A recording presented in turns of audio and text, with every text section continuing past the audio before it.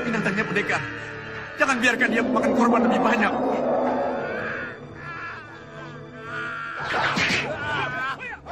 Doakan saya mampu melawannya. Saya akan mencoba.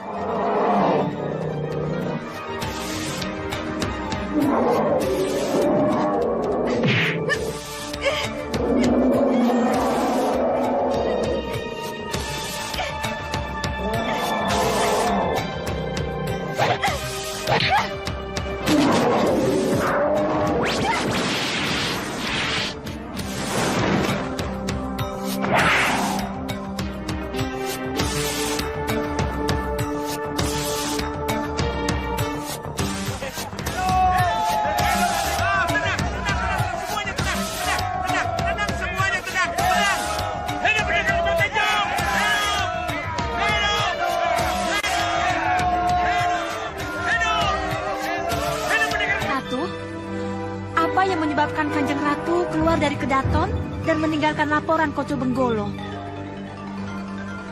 Aku kasihan pada Roro Ambarwati yang terjebak. Roro Ambarwati terjebak? Ya, Roro Ambarwati terjebak oleh kalung pemberian Raden Sombo. Terjebak oleh kalung pemberian Raden Sombo? Iya, Cundomani. Kisah menyedihkan Kebo Ijo dan keris Empu Gandring akan terulang di Katemenggungan. Haruskah itu terjadi tanpa bisa dicegah, Kanjeng Ratu? Inilah kelebihan dan kekuranganku. Aku bisa melihat hampir semua yang terjadi di Katemenggungan. Tetapi aku tidak mampu mencegah atau mengendalikan. Betapapun aku sangat menginginkannya. Roro Ambarwati punya seseorang yang sangat dekat dengan Kanjeng Ratu. Apa tidak mungkin Kanjeng Ratu mengingatkannya melalui seseorang yang sangat dekat dengannya itu, Kanjeng Ratu? Yudo Turonggo? Iya, Kanjeng Ratu. Yudo Turonggo.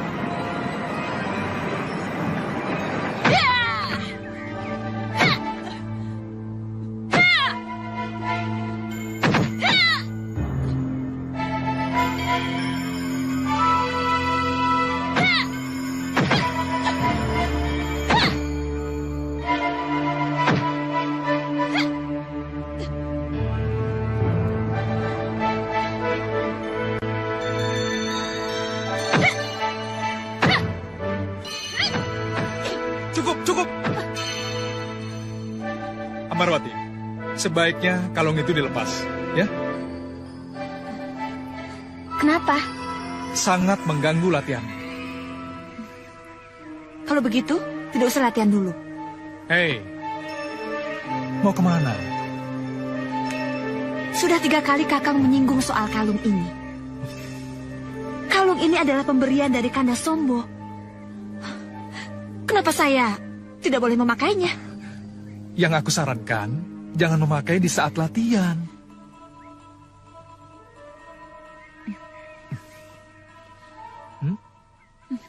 Baik. Raden Sombo memberikan sebuah kalung kepada Roro Ambarwati, namun hal ini memicu kekhawatiran besar bagi Nyi Roro Kidul.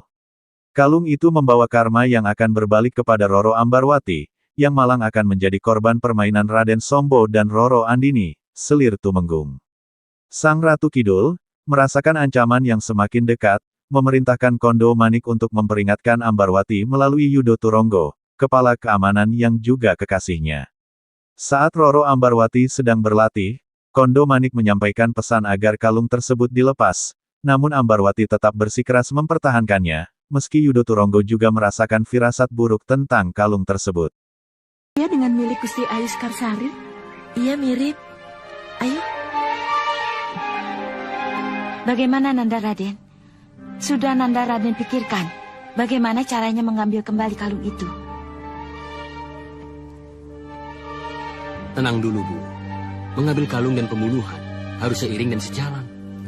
Tidak boleh gegabah. Ya, Ibu mengerti. Kita memang harus hati-hati.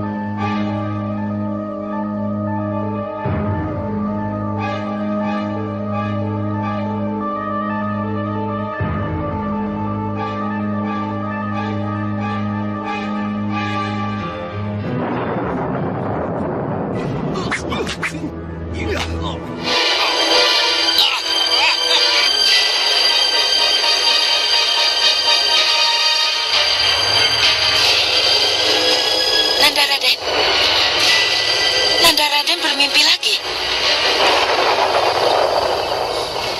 Iya. Tentang Ramanda Kanjeng Tumenggung. Saya melakukan itu, Bu. Saya mengucapkan keris saya. Dan Ramanda mencekik leher saya, Bu. Dan saya tidak bisa melawannya, Bu. Tenang, Nanda. Pada malam hari, Raden Sombo menyelinap ke kamar Tumenggung Cokro Nanggolo dengan niat jahat. Dia ingin menyingkirkan sang Tumenggung untuk merebut kekuasaan. Namun, dalam kegelapan, Cokro Nanggolo terbangun dan dengan cekatan mencekik Raden Sombo. Tapi, kejadian itu hanyalah mimpi buruk yang berulang kali menghantui Sombo.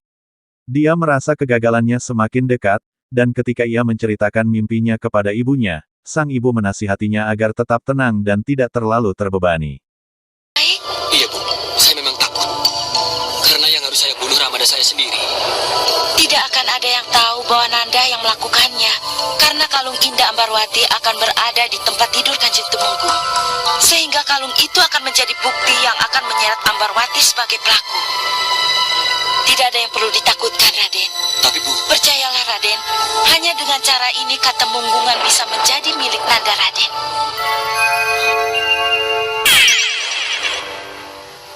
itulah laporan penting yang bisa saya sampaikan, Kanjeng Ratu. Mohon pamit, Kanjeng Ratu. Ayo, ikut aku ke Bira. Nyi Bira, Kanjeng Ratu? Iya, siapa tahu Ambarwati sadar dengan teguran Bira.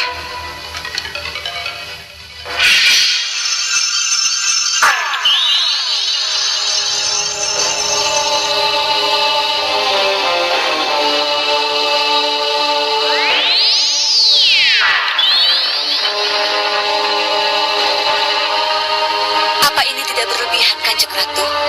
Kenapa Kanjeng Ratu harus sampai datang ke kamar ini? Aku hanya Ratu Lelembut Cundomani.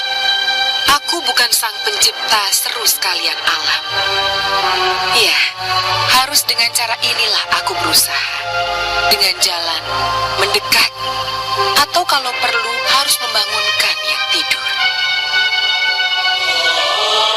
Bira, bangunlah.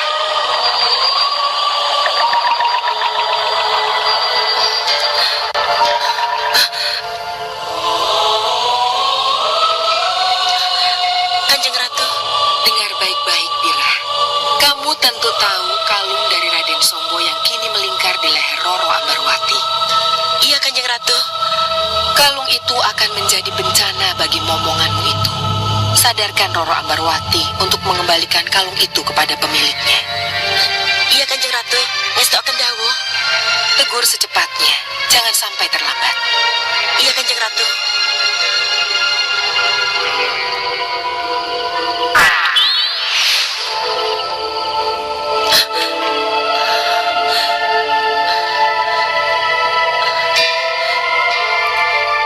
Apa maksudnya Kanjeng Ratu Kidul datang menemui saya? Ada apa dengan kalung Roro Ambarwati?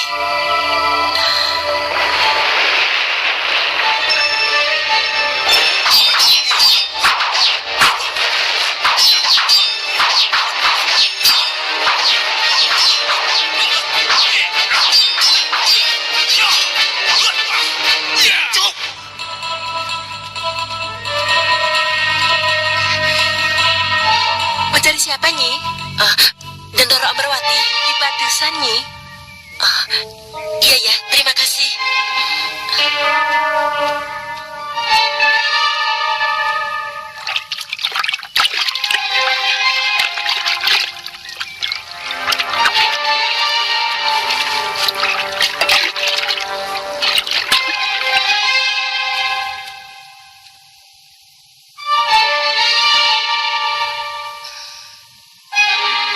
Pada malam yang sama, Ratu Kidul mendatangi Nyi Bira untuk membicarakan masalah kalung itu. Ratu Kidul mendapat perintah untuk memastikan kalung peninggalan almarhum Galuh Centini dilepas dari leher Ambarwati. Namun, meskipun Nyi Bira mencoba membujuk Ambarwati, gadis itu tetap keras kepala dan menolak melepaskan kalung tersebut. Hal ini membuat Ratu Kidul tidak dapat berbuat banyak. Nyi Bira kesini juga karena kalung ini.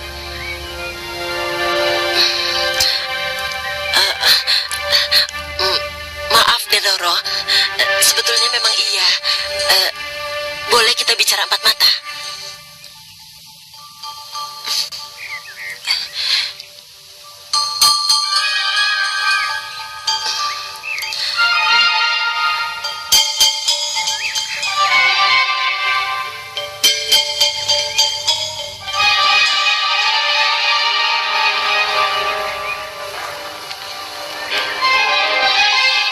Nyi Bira juga menyarankan saya untuk melepaskan kalung ini.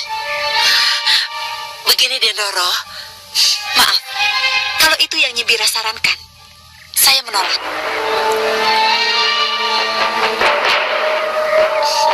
Itu yang akan Nyi Bira sarankan, bukan? Sebenarnya iya, Den Roro. Tapi, ya sudahlah, tidak jadi saja. Nyi Bira?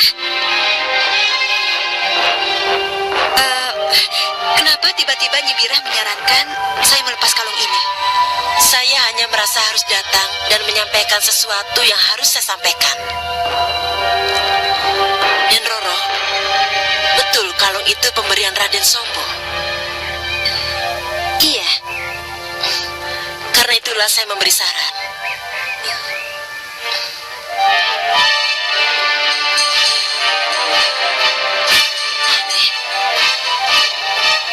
Ada apa dengan kalung ini? Apa salah kalau saya memakainya?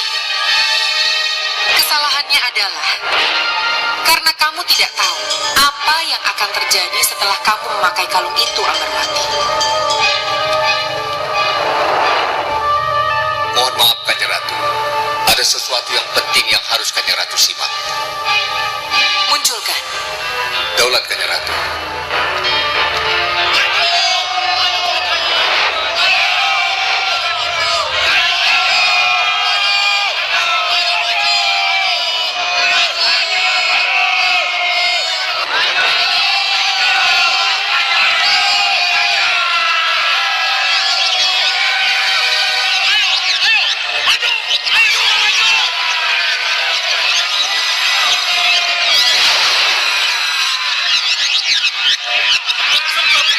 Kami mau bicara. Tolong, terimalah kami. Kami berniat baik. Ingin bicara dari hati ke hati. Kami ini putra-putramu, Sang Prabu. Kami bukan musuh.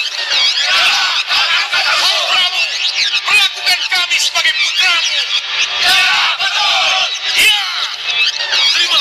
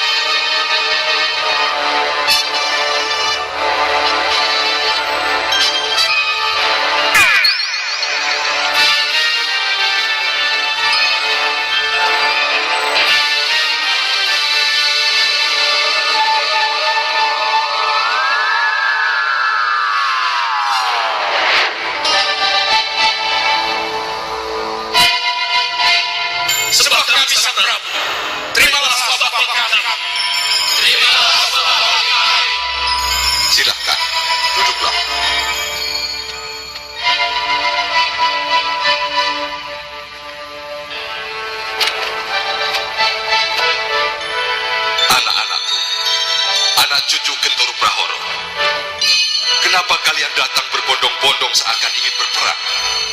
Dan kenapa kalian lupakan adat santun ketika memasuki alun-alun?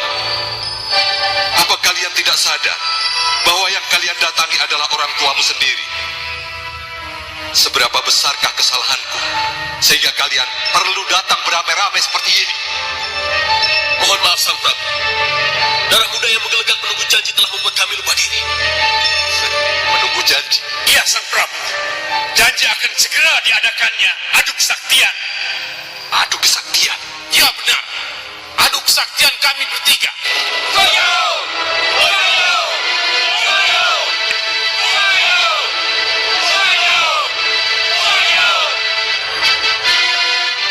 Itu sama dengan kalian mencari calon penggantiku. Itu yang kalian mau? Iya, Sang Prabu. Itu janji Sang Prabu. Sabdo Pandito Ratu. Apa yang Sang Prabu katakan harus bisa dipegang. Dan kami kesini untuk menuntut kepastian janji itu. Baik. Kalau memang itu yang selalu kalian kejar, maka hari ini juga aku putuskan 40 hari sesudah hari ini adalah hari adu kesaktian itu dilaksanakan. Aku akan mengundang Ratu Kidul sebagai juri. Hidup Sang Prabu! Hidup Sang Prabu! Hidup Sang Prabu! Hidup Sang Prabu! Hidup Sang Prabu! Hidup Sang Prabu! Tunggu Asesa. Sedikit daun Sang Prabu. Pertemuan ini sudah selesai. Kasihkan daun Sang Prabu.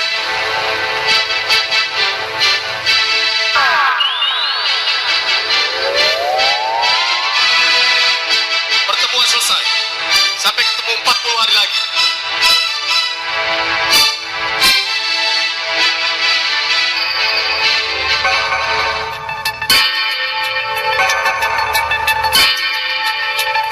Cukup, Koco Benggolo.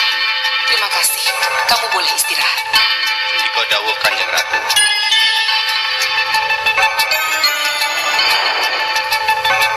Itulah susahnya jadi pemimpin. Demi keutuhan bersama, terpaksa ia menuruti kemauan berbagai kelompok yang mengelilinginya. Iya, Kanjeng Ratu. Mereka tidak sadar kalau adu tanding itu bisa menjadi penyulut perpecahan mereka. Tidak mungkinkah Laut Kidul mengingatkan agar mereka sadar dengan bahaya yang mengancam mereka? Kelihatannya undangan Prabu Sementara itu, di dasar Laut Jawa, ketiga anak Ratu Kidul bertikai untuk memperebutkan tahta ayahanda mereka. Mereka bertekad bertarung demi tahta, dan Ratu Kidul serta Nawangsari diutus untuk menjadi juri yang adil. Namun, di balik itu, Ratu Kidul telah menyiapkan rencana untuk mendamaikan Laut Selatan, mengembalikan ketenangan seperti sedia kala tanpa perlu ada pertumpahan darah.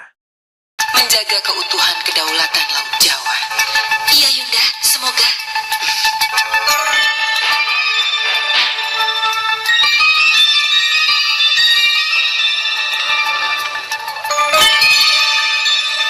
Juga kepada kalian, doakan agar ratumu bisa benar-benar menjaga keutuhan kedaulatan Laut Jawa. Semoga Kanjeng Ratu